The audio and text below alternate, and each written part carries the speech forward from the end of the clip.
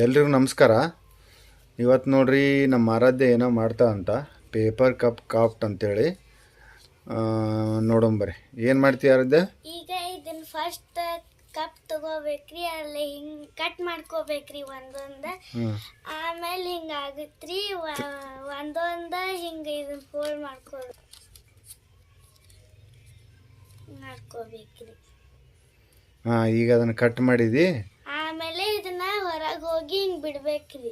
ಬಿಟ್ರೆ ಹೆಂಗೆ ಹೋಗತ್ತದ? ಹಿಂಗೆ ಮಾಡಿ ಹಿಂಗೆ ಬಿಟ್ರೆ ಫ್ಲವರ್ ಗತ್ತೆ ಹೋಗುತ್ತೆ. ಹೌದಾ? ನೋಡೋಣ ನಡಿ ಅವ್ರು.